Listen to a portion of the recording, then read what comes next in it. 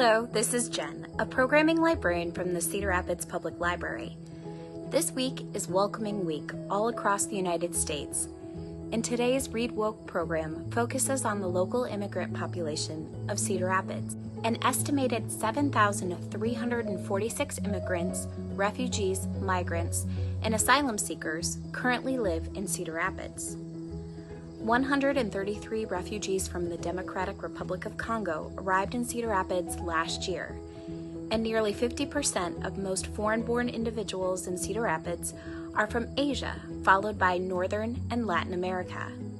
For those of you who might not know, the goal of Welcoming Week is for communities to bring together immigrants, refugees, and longtime residents to build strong connections and affirm the importance of welcoming and inclusive places in achieving collective prosperity. The City of Cedar Rapids is part of the Welcoming American Network. I talked with Ann Duggar, the Director of Education Services at the Catherine McCauley Center, who works with immigrants and refugees through the center's English language program and other educational services.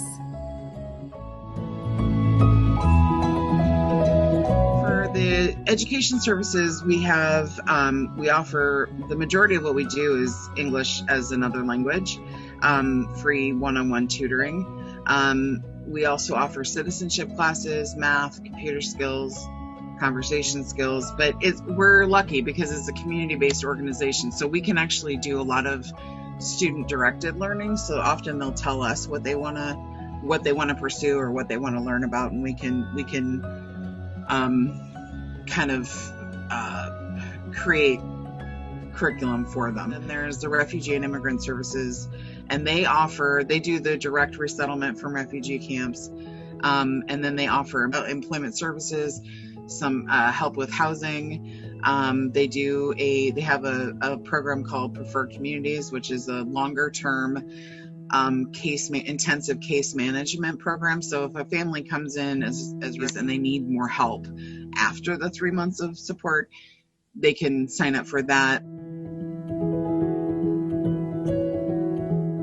We're thankful that we get to meet the people we meet. I mean, honestly, our clients, our students, our residents are wonderful people, and they make every day a little bit easier, a little bit nicer in the community. Our students are more than happy to be a part of this space and to help and we talk a lot about creating community. That's what they're interested in as well.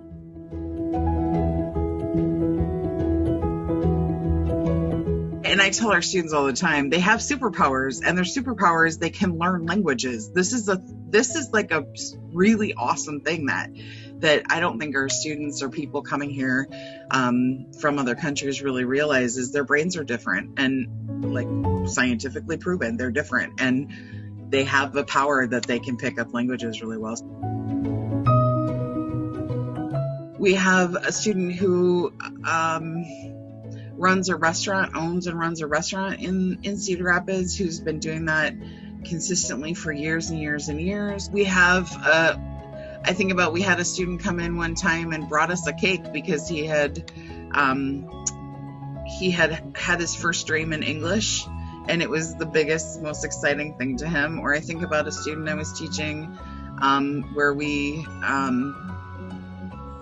wrote out the script for how to call his kids' school to tell them one of his kids was sick, and when he got to do it, it was like we were just dancing around like, this is amazing, you got to do that, right?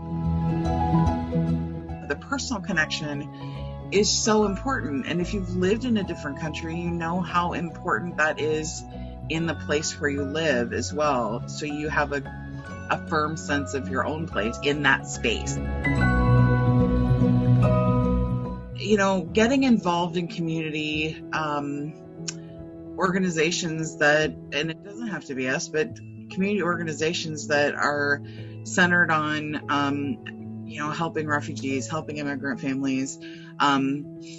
Those are all things that are really easy, low-hanging fruit, usually an hour of your week that you can do, that you get exposed to people from other places. But on a larger scale, I think there's advocating for, humane immigration policies, advocating for humane refugee resettlement policies. There's not a reason to not be welcoming. There isn't, because every single person, good or bad, helps our community become stronger in some way or another.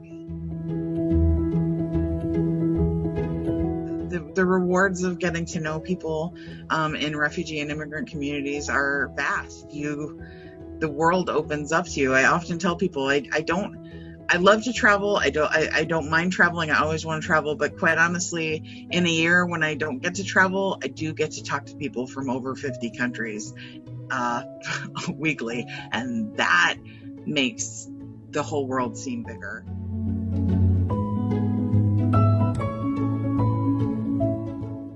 Get to know your neighbor, wherever they're from, whatever color they are. It's worth the time to create the community. A Very Large Expanse of Sea by Tahereh Mafi. Almost American Girl by Robin Ha. A Map is Only One Story, edited by Nicole Chung and Mensa Damari. Islandborn by Juno Diaz. When Stars Are Scattered by Victoria Jamieson and Omar Muhammad. Thank you for watching, and if you have questions about the Read Woke program, please visit the Cedar Rapids Public Library website at crlibrary.org.